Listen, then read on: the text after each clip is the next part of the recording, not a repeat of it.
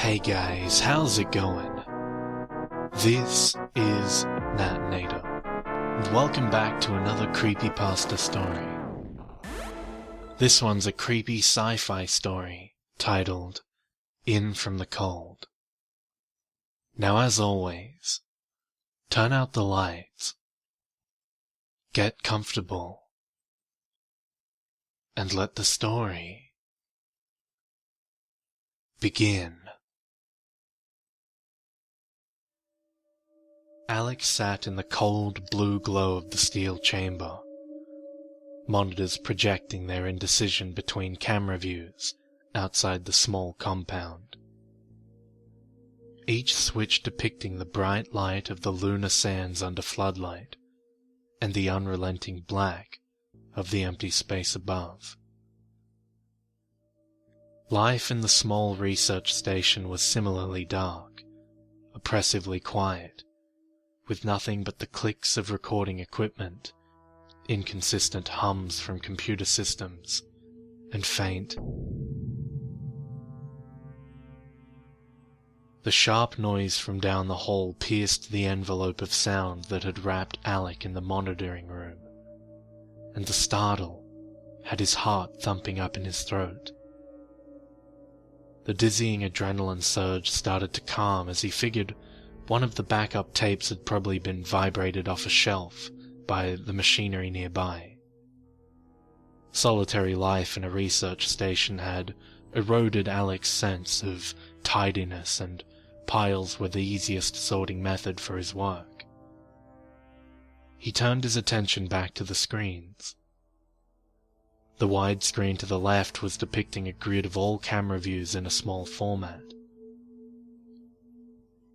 Something on feed 42A caught his attention. 42A. A form was standing below the camera, looking up, motionless. Humanoid by the looks of it. What would be the head seemed slightly tilted.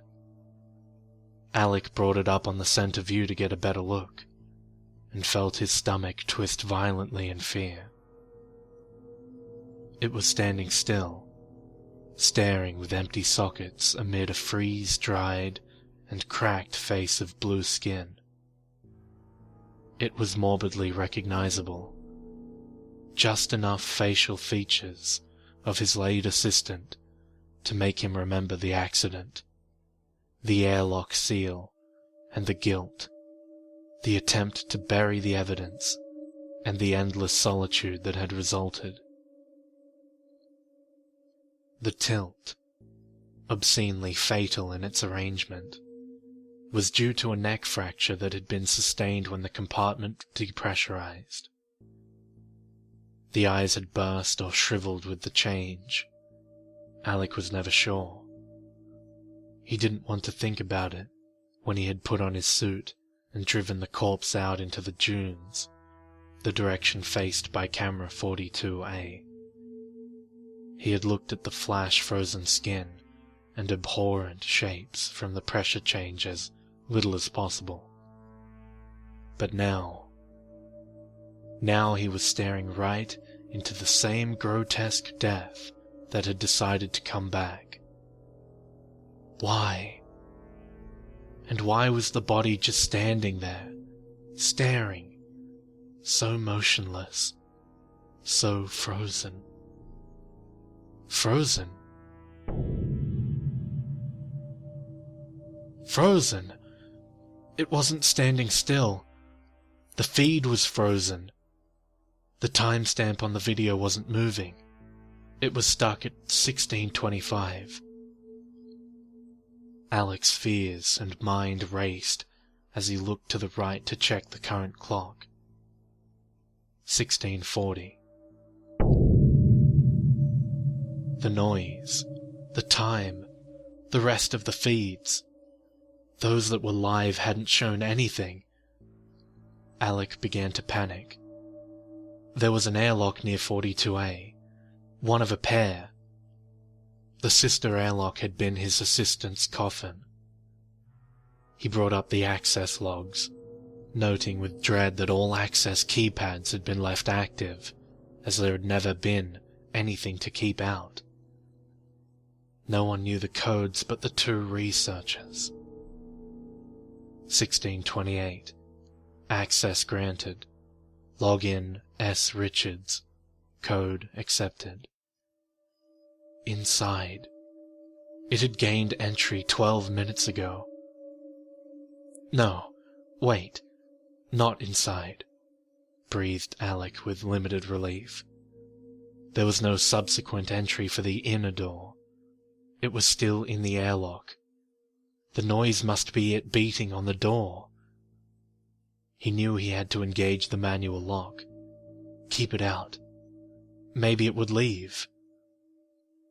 Summoning up any shred of courage he could manage, Alec stepped out of the monitoring room and turned to face down the sterile, metal hallway that ended at the twin airlocks.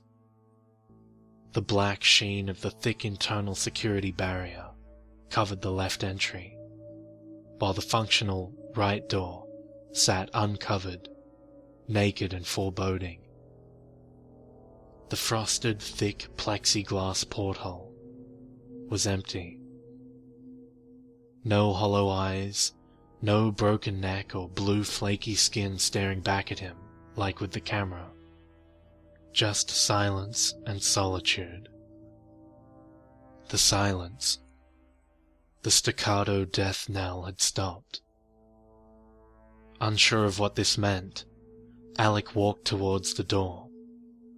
An undecided pace between hurriedly reaching the lock mechanism and freezing in place with fear. Every step expecting the face, that horrid, cold, unliving face, bent at the wrong angle, to reappear in the dark, transparent circle of the door. He finally reached the door panel, and with unsteady hands engaged the manual lock. He even dared to peek out the porthole to confirm that it had left. Nothing to see, just the empty airlock and open expanse of sterile-lit moonscape outside the external hatch, which sat halfway ajar. A light breeze crept down the hall and stirred Alec's unkempt hair ever so slightly against the back of his neck as he continued to stare out in fear and disbelief. It dawned on him as he heard the approaching shuffle of ragged boots on the metal planking back down the hall. The only breezes in the pressurized facility came from airlock use. Rooted in fear, catching hints of ragged research uniform and broken skin behind his own reflection in the porthole, he began to reach again for the airlock door panel.